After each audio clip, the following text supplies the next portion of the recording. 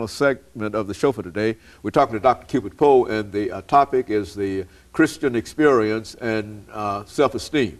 And of course, Dr. Poe, let's continue our conversation earlier in reference to some of the overt. I think you mentioned overt self-esteem and et cetera. Right. Let's do that. Well, I think it was at Duke University Medical Center. They did some research a few years ago, and they found out that there was a difference between genuine faith and faith that was external but wasn't really genuine. If a person's faith affects their choices, their decision-making, their day-to-day life, they found that these people had less depression, less chronic physical illnesses, they reported being happier, they had a healthier self-esteem.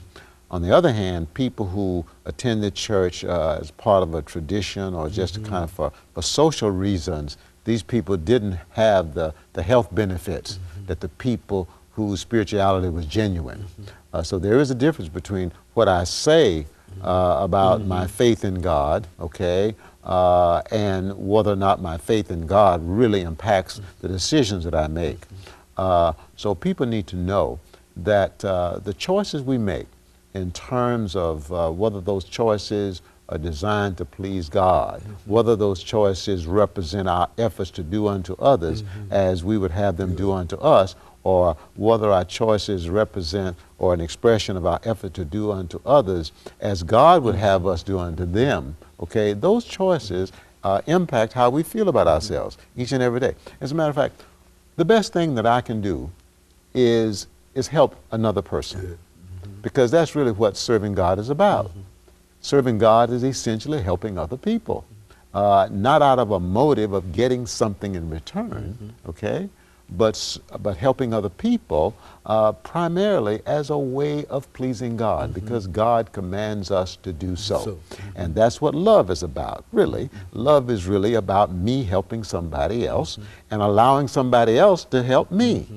And so when we practice doing that from day to day, the Holy Spirit in us blesses us to feel good about ourselves.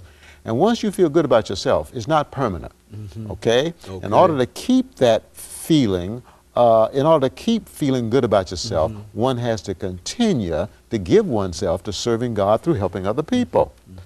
So that's why we're here, really, is to serve God through helping other people. We're not here to make a lot of money. There's nothing wrong with making a lot of money. We're not here to be famous. Nothing wrong with being famous. We're not here to drive an expensive car, wear impressive clothes. Nothing wrong with that. We're not here to acquire a whole lot of formal education. Nothing wrong with that. That's fine. But the important thing is to realize what our purpose for being here is. It is simply to serve God through helping other people. It begins at home. And that's such a simple message, though, Dr. Poe. It seems that it's so easy to say, but it's hard to get across to folks. And I would imagine that it might be a problem that people don't give it an opportunity. You have to have something called faith that it will work out for you. You see, and if you don't have that faith, then I guess it would be easy to fall into depressions. But I think, as you indicated earlier, that it's such a general problem in our society today.